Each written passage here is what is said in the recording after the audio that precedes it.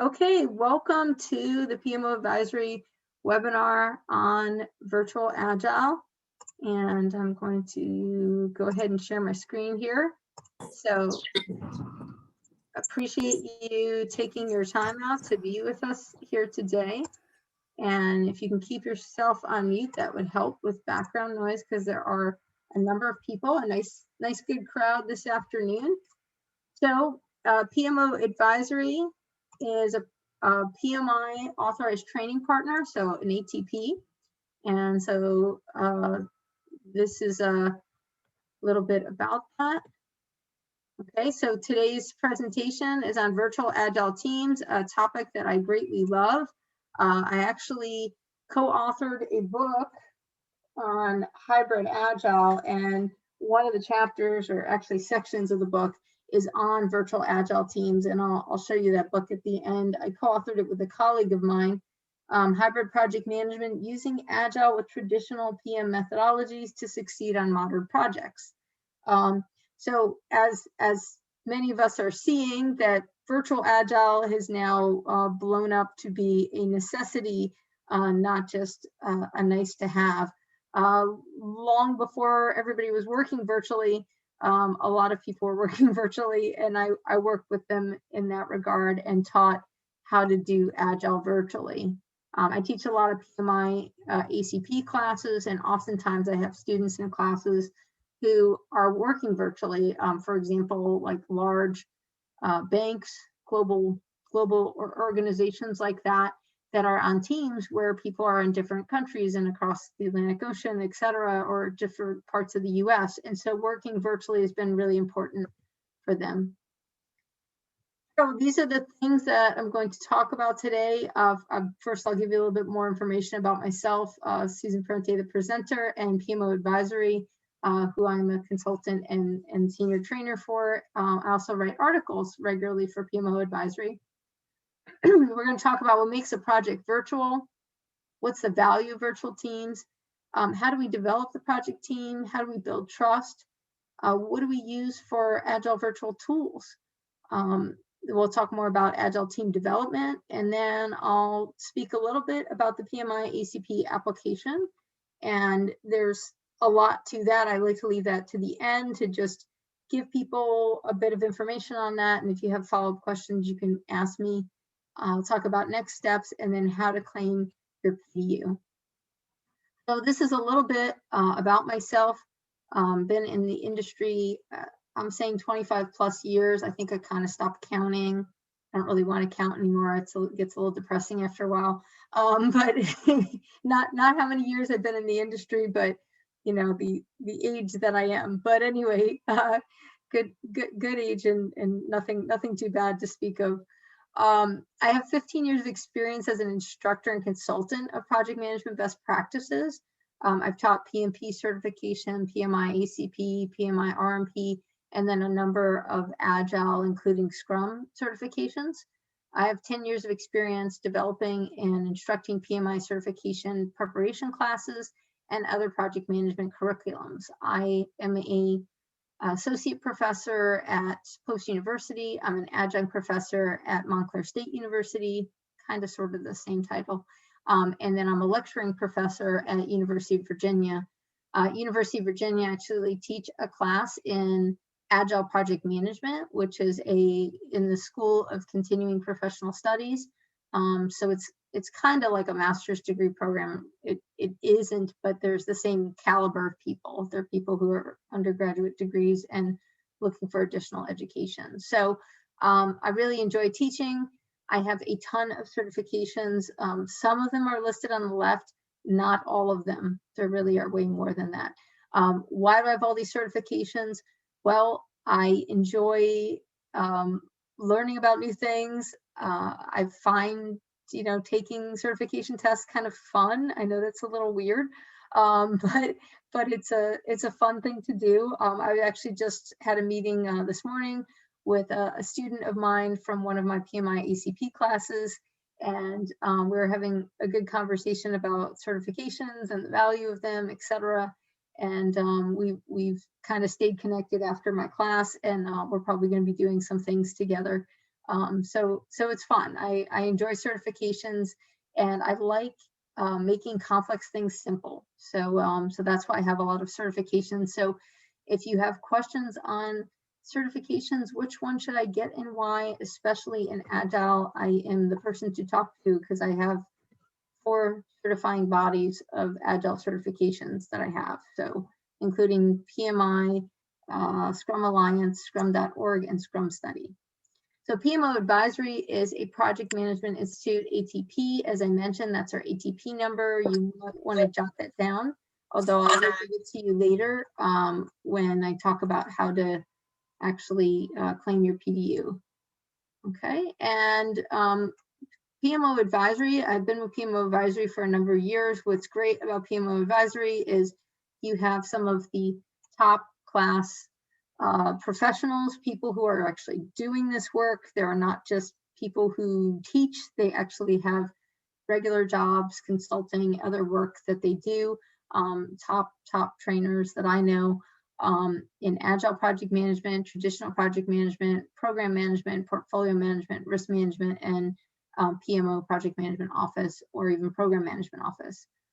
T-Wu is the most knowledgeable portfolio management person that I know, and PMO Advisory is one of the few companies that actually teaches portfolio and program management certifications. So those are things we particularly specialize in, and strategy implementation and bringing together all the professionals associated with business execution. Okay, so our social mission is helping students and professionals with improving their careers through training, certification, and hands-on experience. And so I'm very happy to be part of PMO Advisory. Now let's talk about Agile. So high-level comparison of traditional and Agile approaches. So we know with traditional, we have our project management plan. I'm actually working on one today. Speaking of which, for Agile, we have incremental planning. For traditional, we have regular status reporting. So this could include issue log and risk register. Whereas with Agile, we have more transparent daily reporting and something we call low-tech, high-touch tools. So a low-tech, high-touch tool is something like a task board or a burn down chart, things of that sort. Anyone can look at it. You don't need to have a high level of understanding of Agile to see if things are going well or not, to see what's happening. People who are doing the work prefer these tools because they spend a lot less time. There's a lot less writing. It's more apparent what's happening. And one of the projects I'm working on right now, we're working on figuring out what are the best tools to give key performance indicators to the customer. It's actually an Agile project, and we're figuring out exactly how we're gonna do that, how we're gonna provide the information that the customer needs in the best way. And Agile teams manage themselves. Traditional teams have more of a delegating aspect. So we have a project manager who's in charge, or other team leader, and they farm out the work to the members of the team. They tell the team members who's going to do what work. In traditional, we have meeting facilitation, and that meeting facilitation is, somebody's either the designated meeting facilitator or it's the project manager is in charge of doing that. Whereas in Agile, we have teams managing themselves. Our management hierarchy, again, it's this sort of, top-down approach of like the project manager in charge, and then people below them. If it's a more complex project, there may be several different teams, and they may have people reporting to them. So there's that hierarchy. Whereas in Agile, it tends to be more of a group of people that are just kind of working together, working through the problem, and that hierarchy doesn't exist. Our meetings in Agile, we have daily meetings, we have planning for each iteration, and then we have a retrospective at the end of the iteration. And of course, we have an iteration review where we demonstrate what we've done to the customer. Deliverables in traditional, we have review and approval. Those deliverables usually end up being at the end of the project. So the customer actually doesn't receive that value till the end of the project. Whereas with Agile, the deliverables are frequent and they focus on providing value to the customer. Okay, and what's nice about that is if it's a year-long project, the customer doesn't need to wait a whole year to get some value. They can get value every month or even twice a month if iterations are 2 weeks long. So that's a real good benefit of Agile. This is my favorite visual showing the difference between traditional and Agile approaches. And I call them approaches because, for example, traditional has a number of different methods. People are probably most commonly known as the waterfall method. Agile has a number of methods. The most commonly one used is Scrum, but there are certainly many others. XP, Crystal, feature-driven development, Kanban, Lean. Those are all methods that are Agile. So we look at this image here. One of the things I like about it is we see the stark difference between traditional projects and Agile projects and how they're driven. So we see for traditional projects, the scope is fixed. This means we know the scope up front, okay? We take that known scope. So this means the customer knows what they want. They know what they want in the end product. They give us a list of requirements. Those requirements feed the scope of work, which is what we're actually going to do to meet those requirements. That is fixed. We then estimate how long it's going to take, all the specific tasks or the work to be done, and how much it's going to cost. Okay, and the project isn't done until the scope is done, which is what drives things being, we call plan driven. And basically we can often be, past the due date, overspending, because it's all about completing 100% of that scope that we committed to for the project. Now we flip that around. This, by the way, this triangle here is your triple constraint. Time, cost, and scope for those of you PMI knowledgeable people, whether you have your PMP or not. We flip this around for the Agile approach. For an Agile approach or an adaptive project process, we have a fixed time and cost. So what we say is, okay, this project is going to be a year long and we're going to have 2-week increments. And in those 2-week increments, we have, throughout the whole project, we have 5 members on the team, and we're going to have 2-week increments for a year-long project. So that means our time is fixed. We have a year with 2-week increments, and we have cost. We have our team of 5 people. So we basically know at the beginning of the project how much money it's going to be and how much time we're going to spend. What we don't know is what the scope is. Okay, so we actually estimate the features. So down below here, we estimate the features here, but we fix the time and the cost.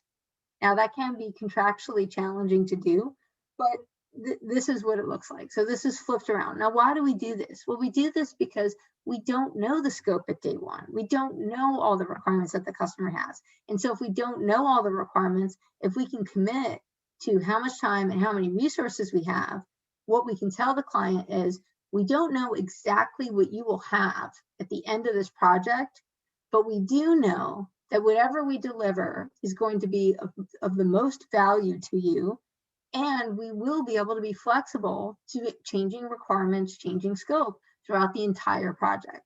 And that's kind of really great in certain situations. And I say in certain situations, for example, if I'm, paving a driveway, I would use the traditional approach. Very clear what the scope is. It's something that's been done before, so all of that uncertainty is missing. I wouldn't want to use an Agile approach for that. Now, what if I was doing landscaping? Might use an Agile approach. My husband owns his own landscaping business, and he often approaches it in an Agile way.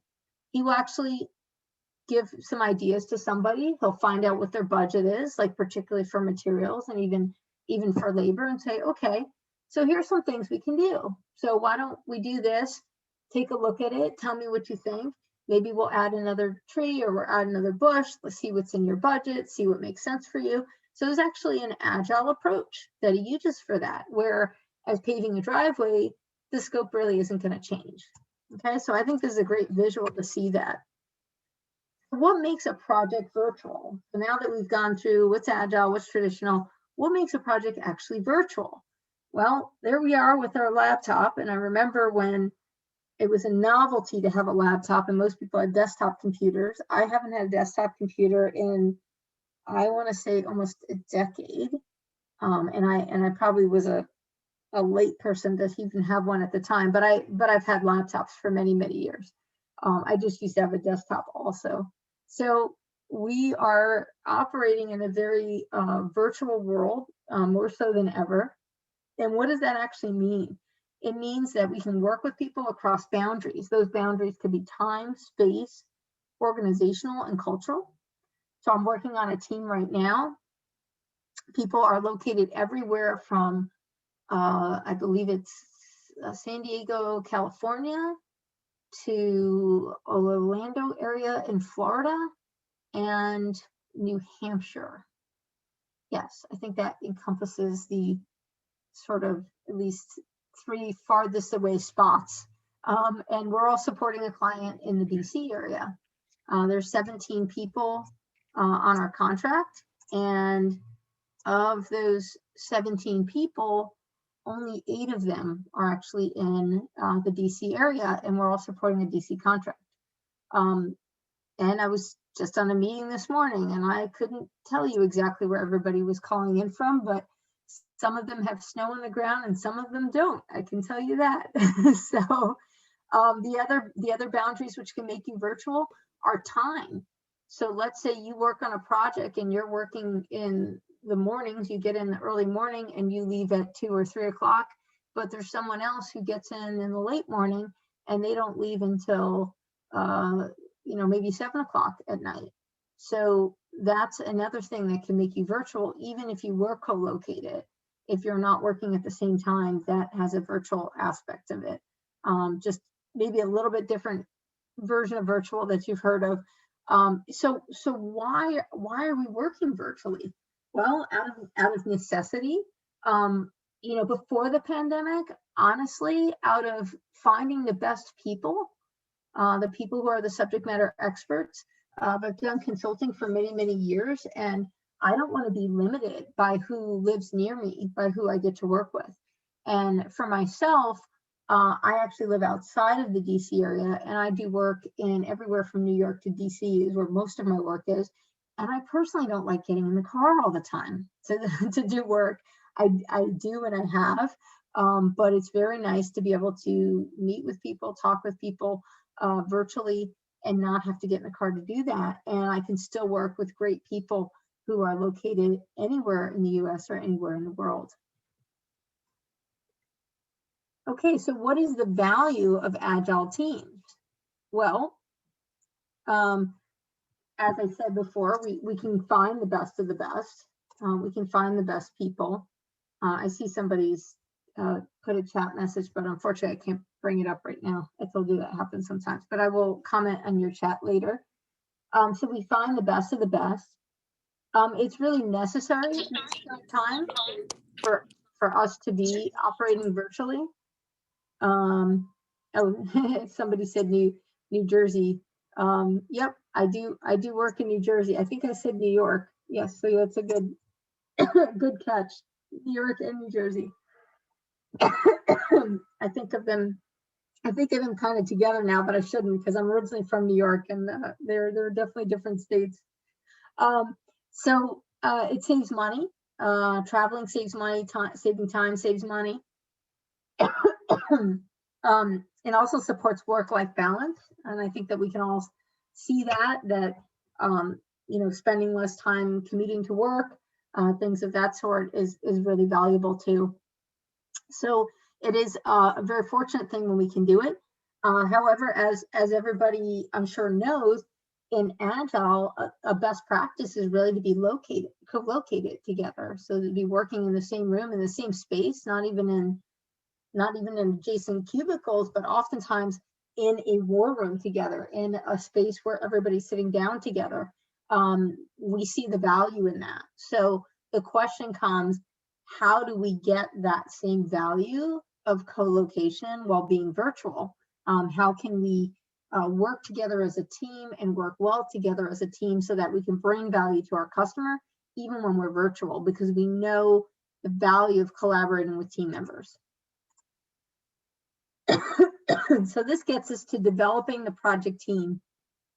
Okay, so when we're developing the project team, we want to keep in mind orientation and training. So for example, if you start on a team where people are located in all different places, one of the best things you can do is get them together, have them go through training together. They can get to know each other. People can introduce each other. One of the things I was just looking at the other day, I had a orientation for this new group team I'm working on, and we were all asked to share something interesting or fun about each other. And the program manager, I'm the project manager on this particular contract, and the program manager said something about that he sings, and it was just kind of funny to me because I was looking through my notes for something else, and I'm like, he sings. I was like, wow, we gotta get him to sing during one of our meetings. That'll be fun. So we also have team building activities, so things like icebreakers or just looking at requirements, planning for a new iteration. Those are actually team building activities. So they don't necessarily have to be unwork related. I remember a meeting recently where I was working on a spreadsheet with someone, updating some numbers and figures, and we started talking about other things of interest. I'm a gearhead. I love cars. I've got three Hot Wheels cars right in front of me on my desk on my windowsill, and then I got a Lego car to my left here, and I got a Mustang and a Lamborghini and another Mustang here. Small scale cars, but love cars. So anyway, so we got to talking about that and had some common interest there. So sometimes even when we're working together on something, we can have this sort of organic team building that occurs. When we develop the project team, we want to make sure we set ground rules or operating guidelines. I usually associate these with tools. So for example, things like what's a turnaround for an email versus messaging? You know, do we have some sort of internet messaging IM that we use as a team? Do we text? Do we call? Things of that sort. Okay, so those are things that we can put those guidelines together. Another ground rule that's great to have in a virtual environment is that you need to show up at meetings early. Okay, you know, if you're one of my colleagues said if you show up, if a meeting is at 1 o'clock and you show up at 1 o'clock, you're late, right? So the meeting starts at 1, so you basically need to be there before 1. I think that's a great rule of thumb, and it's a good ground rule to set. Even though we're operating virtually, people don't want to be sitting around looking at a screen waiting for you, right? Recognition and rewards. When we're developing our agile team, we want to consider how do we reward people. I've seen organizations reward people based on individual success, individual achievements. But if we reward people based on individual achievements, then we're encouraging them to operate individually. But if we recognize and reward people for the teamwork that they do, then we're emphasizing and supporting that teamwork. One of the companies that I worked for many years ago would reward a team for finishing on time or early by giving them a team reward. So it was a reward. I think it was like dinner up to $100. So you could, you know, go out to dinner and then do a reimbursement request for your dinner. That was a fun thing, and it actually encouraged team members to work together to finish on time, because by working together we could, you know, win this reward. Whereas if one person did their part but the rest of the team members weren't done, you weren't going to get that team reward. And again, setting technology use protocols, as I mentioned, is an important aspect. Okay. And let's see. Yeah, so associate those. What kind of tools do you have? What kind of tools does your team like to use? When I work with customers, I always ask them, what is their preferred method for me to reach out to them, to communicate with them? In an emergency, for information. I mean, I think most people use email, but email isn't always the right thing in every situation. For example, if you're on a project where people are, and a lot of times in meetings, messaging works a lot better. Even email doesn't work that well because if I'm in a meeting, I'm not going to check my email, but I'll see if a message comes through. In fact, it pops out in front of me, even if I'm in a meeting. If I get a message, like an internet message, I will see somebody's trying to get a hold of me, and then maybe I can look at my phone, or I can pull that up in the background and see who's trying to reach me. I remember today in the middle of a meeting, I was trying to schedule a meeting with someone who was not in that meeting, and I was just trying to see when they were available. But they were in another meeting, but we were able to do it. We were able to go back and forth and find a meeting time to meet later today. So a key element of Agile team development is the Agile Team Charter. It's actually much like the team charter that you have heard of before. It's just specifically for Agile. We do emphasize it in Agile, and especially for virtual Agile teams. It's important to detail how the team's going to communicate. What are the preferred methods of communication? What's the response time for internet messaging, email, voicemail? A colleague of mine, I emailed her yesterday, didn't hear back from her. I messaged her today, didn't hear back from her. So I'm a little bit concerned. What's going on? My expectation for an internet message would be to hear back from the person within 15 minutes to a half hour. For email, I would expect within a few hours. Voicemail, I don't really use voicemail anymore. I don't know about you, but if I call somebody and I can't reach them, I tend to send them a text message, because if I can't reach them, it means they're probably in a meeting. And if they're in a meeting, they're not going to check their voicemail. So, so it's kind of funny how we shift with that. That's just the shift that I've done. Communication escalation. So if I am not able to reach somebody one way, what's the next way I try to reach them? I know I have this with my family. My parents live a few houses down from me, and I have a communication escalation process with them because I'm in meetings all day and I'm teaching and training.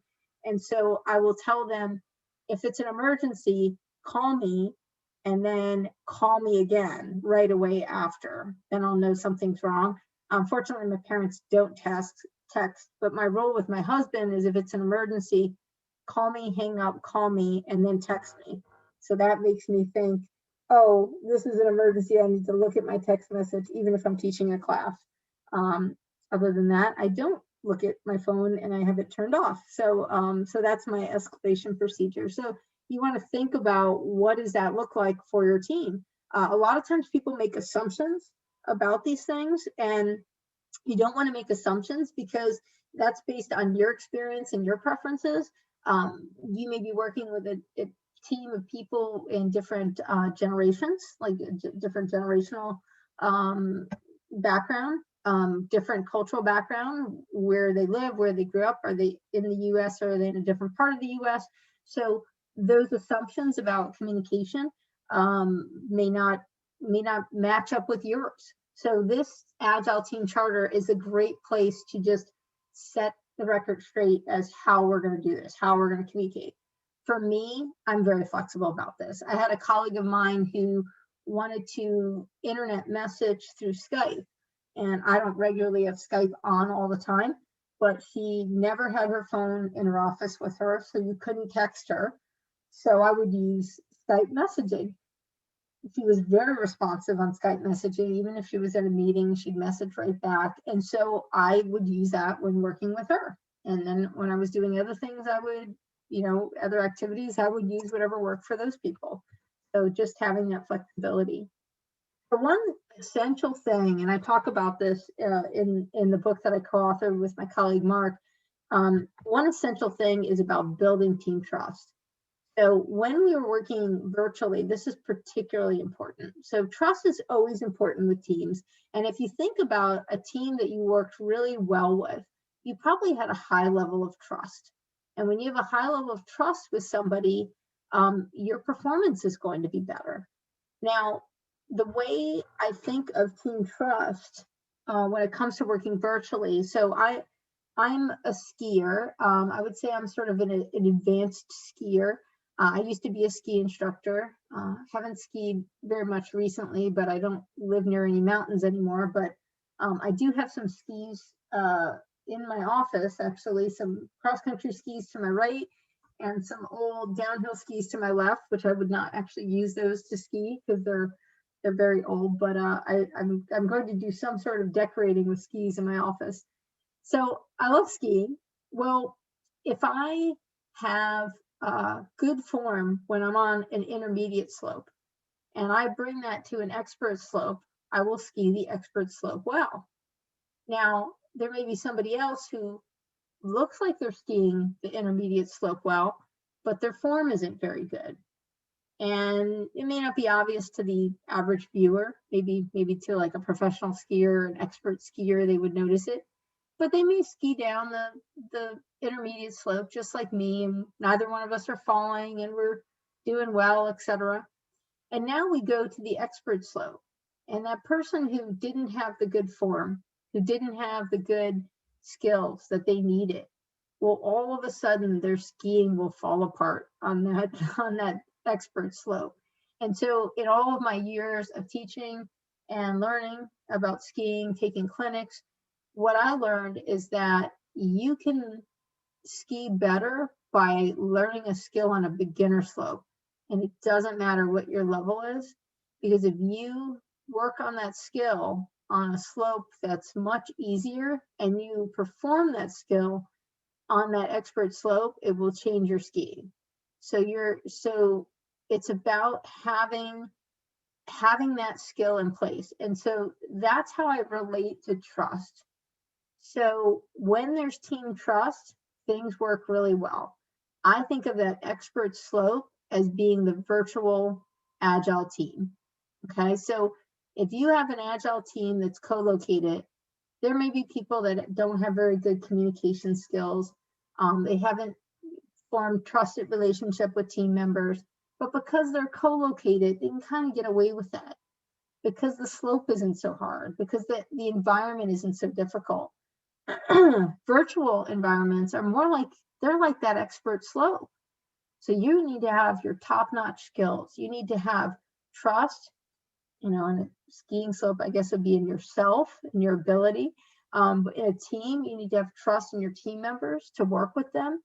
And if you have that, you're going to perform in that virtual environment. And I've seen this myself in that I've had teams that I worked with that worked really well co-located because we had those skills and we had that trust. And when we went to move virtual, there was like, we didn't skip a beat. We just hit it off and we were doing really great. And it's because we had that trust. So I like to say trust starts with me.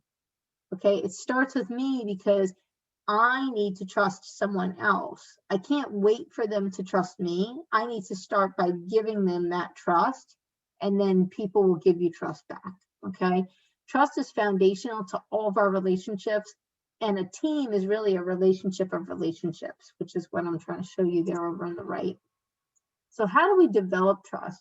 Well, we want to start with ourselves, trusting our own capabilities, trusting our own knowledge, the value of what we bring to the table. And then we want to move that trust to the relationship and so on, growing our capabilities for developing trust.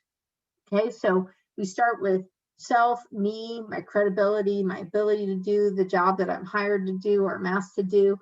Relationship, how I behave with others, how I interact with others, how I communicate with others. Organization, how things align, the things that I'm doing align in my organization. And then market, my organization's reputation, and then societal, making contributions in the world. So these are like the rings of trust. And there's a really great video called The 5 Waves of Trust by Stephen Covey. It's from his book called The Speed of Trust. I provide the link at the bottom here. I know when I send you, or well, if you email me, I will send you this presentation. I'll do it in a PDF format. And when you get that, you won't really easily be able to click on the link perhaps. But if you go to YouTube and type in 5 Waves of Trust, Stephen Covey, this will come up. And it's a very good video. It talks about a hot dog vendor in New York City that allows people to make change for their hot dog. And he found that it saved him a ton of time, but perhaps more importantly, it built trust with his customers, that they, he felt he could trust them. He can trust them to make their own change. And he actually found people would overpay him on account of that, because they appreciated that trust. So really interesting. And for you other New Yorkers out there, or the people in New Jersey who go to visit New York, about the hot dog stands, and what a huge thing that is to tell somebody to make their own change. Okay, so how can we build our team trust? So here are some ways that we can do this. We can build integrity. Integrity is not necessarily doing the right thing. It's not about morality. Integrity is being who you say you are. Being your word is actually probably the best word to say it. Integrity is being your word. And so what that means is that if I say I'm going to be at the meeting at 10 o'clock and I show up at 10:05, I'm out of integrity. But if while I'm going to the meeting, I'm, probably in another meeting, and I message somebody and I say, hey, I'm in another meeting and I'm running late, I'll be there a little after 10. I will not be there at 10. I still have integrity. I'm being my word. So it doesn't mean nothing will go wrong. It doesn't mean that I'll do everything I said I will do. But as soon as I know that I can't, I'm in communication. That builds integrity. When you have integrity, then people trust you. If you can trust that somebody will show up at a meeting, and if they don't show up, they'll be in communication, then you have trust. That also leads into being accountable. Being accountable means that if you say you're going to do something by a certain time, that you actually do it or make sure it gets done. Even if it's not something you're doing, that you're having somebody else do, you're still accountable to make sure it gets done. Keeping an eye out for team members. Okay, so do they need help? Do they need assistance? Where are they at with things? Are they doing okay emotionally or however? Supporting and encouraging team members. I had a bad day the other day. I had a crazy day on Friday, and part of that was because I needed to drive my parents to the doctor, and I had an important meeting and their doctor was delayed like an hour. So I did all of these things. I reached out to a team member I was supposed to meet with. I told them I won't be able to be at the meeting on time. It was very frustrating, but I had a challenging day. And one of my colleagues who he showed up at the meeting and somebody else did, and I wasn't there. And he said, "Don't worry about it. I got it." I did communicate to the main person that I wasn't going to be at the meeting. But we were in communication, and he said, I'll let everybody know that you can't be there. He provided that support, and he was very helpful. It was a very frustrating situation. Stop and smell the roses. This is part of the retrospective. I'm surprised often at how many organizations or teams don't have positive things in their retrospectives. So our retrospective at the end of the iteration is supposed to be to look at what did we do well, what did we not do well. Well, what did we do well is to stop and smell the roses. I find too often we focus on what we didn't do well instead of looking at what are our successes, what are our accomplishments, what are our achievements. Let's make sure we spend some time on those things. That actually builds team trust. People are positive about the team and what the team's doing. Building team trust is much more than just team building exercises. A lot of times people think it's just that. One of the teams I worked on very well with, a really great team, we would take a few minutes at the beginning of the meeting to talk about, hey, are there any successes people have, any achievements that people want to share? And it wasn't necessarily professional. People would say, oh, my son or daughter is getting married, or somebody else would say, You know, we just had our baby, or I'm trying to think, what are some of the other things? Oh, like we're buying a new house or things like that, or I'm going on a trip. I just scheduled to go on a trip, things like that. So we would share that at the beginning of the meeting, and then towards the end of the meeting, we would have a time to share things about work, successes at work, and actually expressing gratitude to somebody else in the team for something that they did that was really great. We do need to realize that in a team, not everybody is going to be happy, but we want to focus on the process, not the people, and not take things personally. That actually builds team trust. And we want to give people space to not be happy. That's okay. When people aren't happy, then we listen for what's up and we make changes. And this attitude of gratitude, I call it, is really important. I'm a big proponent of grateful leadership. If you haven't heard about it, do a Google search on grateful leadership. I am working on getting that to be more of the nomenclature that people talk about when we talk about Agile. One of the leadership styles that works well for Agile. Having gratitude towards your team members in the retrospective, on a regular basis, expressing gratitude to people for everything they're doing is really important in building team trust and having a high-performing team. Okay, so we have some communication tools here, and I'm just going to go over this a little bit quickly, but you'll see this in what I provide you after. Again, if you want a copy of this presentation, you can shoot me an email. I will send you my email address at the end. So these are some communication tools that we use. We have hardware, software, and physical media communication tools. And how do we, as a team, an Agile team, develop in a virtual environment? Well, I say it's the same but different. We have a different environment that we're in, but our value in developing together as a team is still there. We want to create opportunities for team connection, having an open web video connection. I was in a meeting the other day, and a colleague of mine was working on something. He said, hey, if you have time, can you just kind of stay on the line and I'll work through this and then ask you questions as I'm doing it. And he had up on his screen a document we were working on that was in SharePoint, and he was updating it. And in the background, I was doing some other things. And then he would get to a point and say, oh, I have a question about this. And then I go look over the screen. So it was almost kind of like we were co-located, working on things, sitting side by side with each other, even though we're working virtually. So it is possible to do that. We can create common workspaces like a task board or water cooler or other places where people can communicate organically with each other. We can also have daily virtual stand-up meetings. I usually sit down for most of them nowadays, but you can do that. And one of the things I see people doing now is people are getting on video meetings but not sharing video. That isn't my expectation for this. That's not a problem. But when you're meeting with people on a regular basis, it actually is nice to see their faces. Hey, how's it going? You know, oh, you got a new haircut. Or I see some more grays. Probably don't want to share that. But I know I was on video yesterday and I was present to some more grays showing than usual. So it's an added challenge, especially if you have some team members that are co-located and some that are virtual.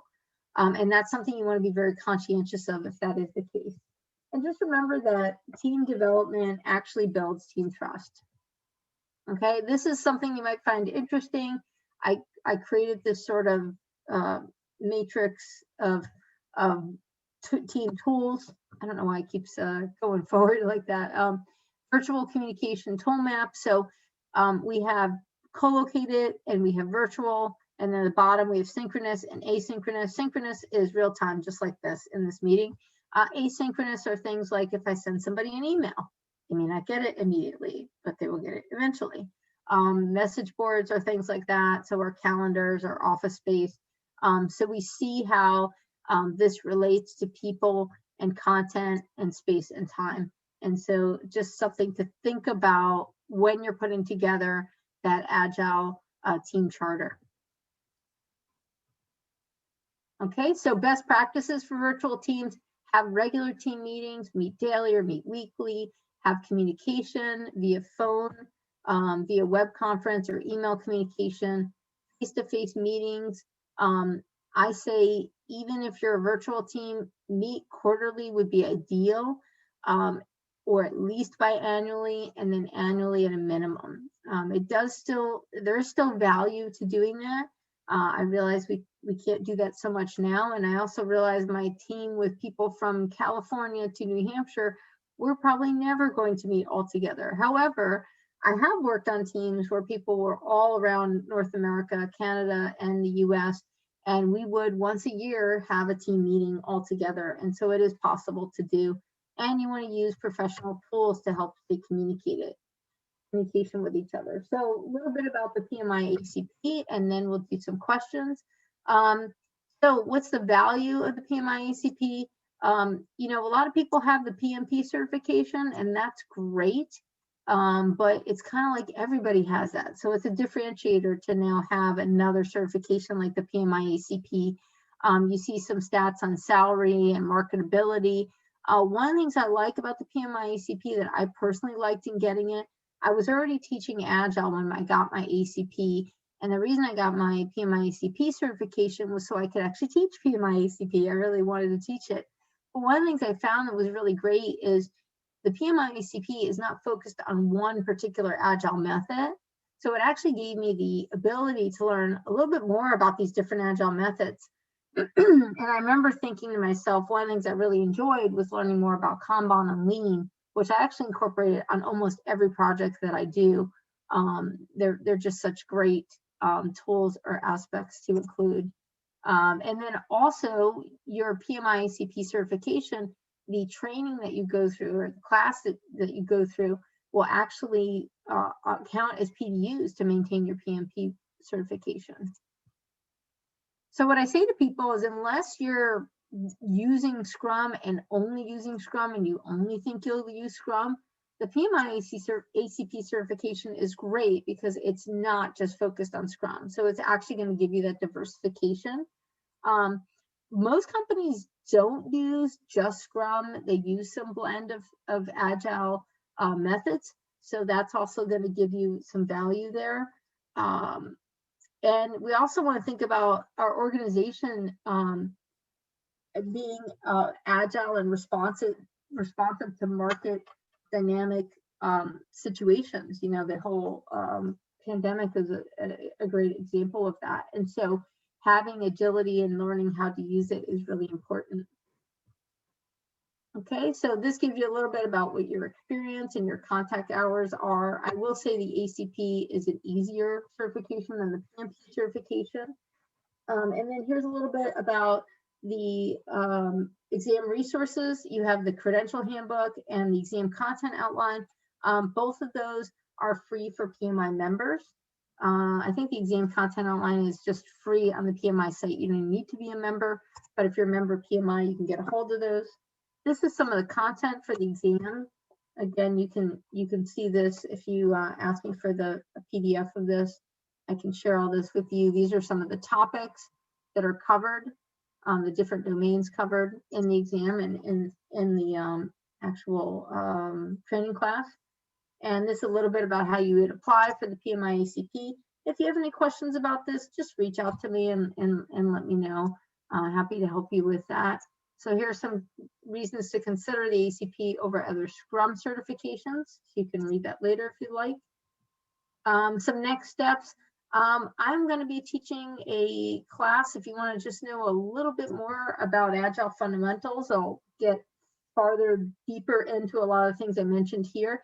In the Agile fundamentals class, I have a live virtual class coming up next month at the end of the month from 1 to 5 p.m. March 25th.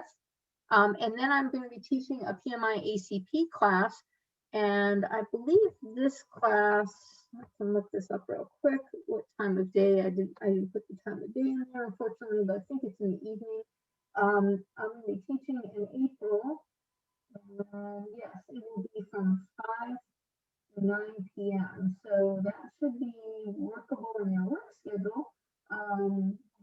For long days, but I am good about giving everybody a break once an hour It is a really neat course because it's 12 hours, but there's online material to get the rest of your hours. You need 21 total. You also have practice questions and quizzes, content that's online, content that I go over in the class. So there's a lot of material there, which is really great.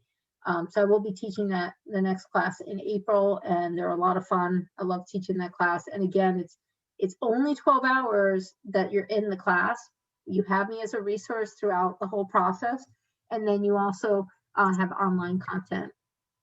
These are some other upcoming classes that PMO Advisory has. So if you're interested in any of those, they're here. And then next up, so these are the class options we have right now, where all of our classes are virtual. But if you are part of a company and you want us to come in and teach your whole company, just please contact us and let us know that. You can obviously negotiate the fee for that if we're teaching to a whole company or large organization. We're happy to do that. You can email cert@pmoadvisory.com, or you can email myself. So now is the time for questions. So go ahead and type your questions in the chat box. I'm going to pull up this screen for a moment here. What I recommend is take your phone out and click a picture of it, so you have your PDU claim code number here. So you can go ahead and put that in. So I'm going to leave that screen up for a moment before I take questions, and also post any questions you have. So this is my, sorry, thank you in every language that I could think of, but there's a few more, I'm sure. And then there's my contact information too. Okay, so feel free to reach out to me if you have any questions. I'm going to leave that up for one more moment, and I'm going to actually put myself back on video and pull up the chat box. So I know that's a lot of information. I could talk for hours about Agile, which is why you want to come to a class. And also go to the PMO Advisory site. There's some great information there. I also wanted to quickly share how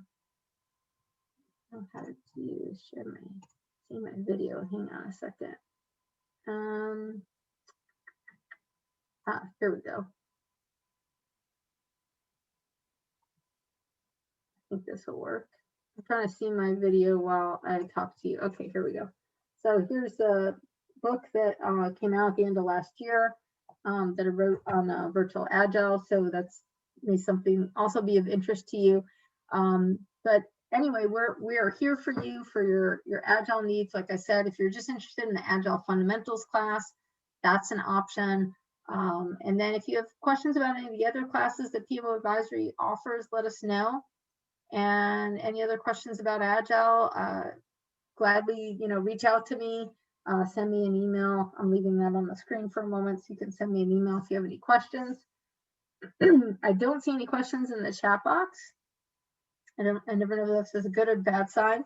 I kind of was checking as I was going through and seeing if I needed more time for questions, and it looked like there weren't any. So that's why we only have a few minutes left here. I would have kind of ended earlier if I saw more questions. But if you have any questions, please ask away. I have a few more minutes I could be here. Just want to honor everybody's time, of course.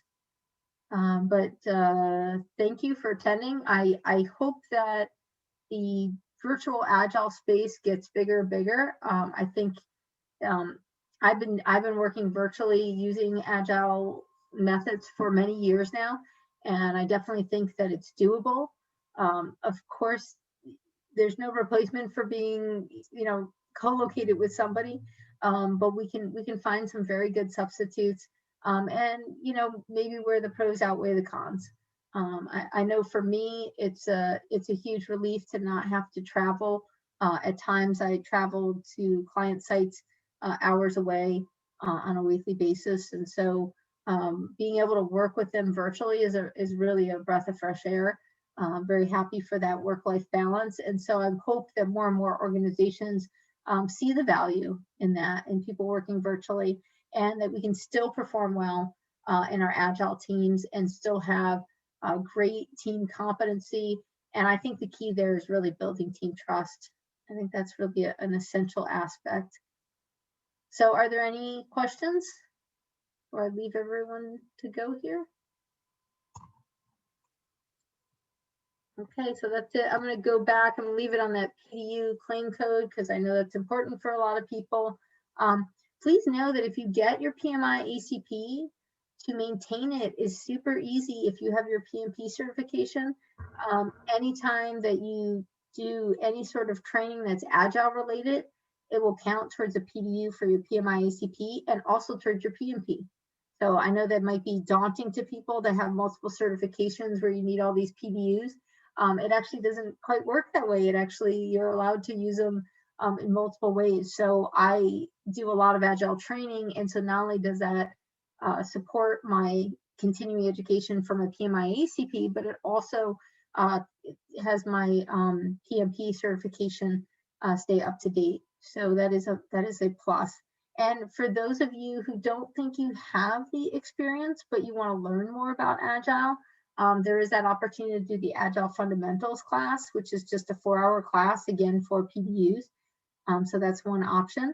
The other thing is you could take the PMI ACP class and just get it for the learning of the different Agile methods and that we can use for an Agile approach. And that may be very valuable also. Okay, so with that, that's all I have. I'm surprised there's no questions, but that's okay. If you do come up with any questions, please feel free to reach out to me. I'll put my email address again in the chat box, and I hope you have a great day. Thanks again for your time and for your listening. And there you go. Okay, so thank you. Have a wonderful day. If you have any general questions for PMO advisory, you can use this address. All right, have a good day. Thank you so much for joining. I hope this was valuable.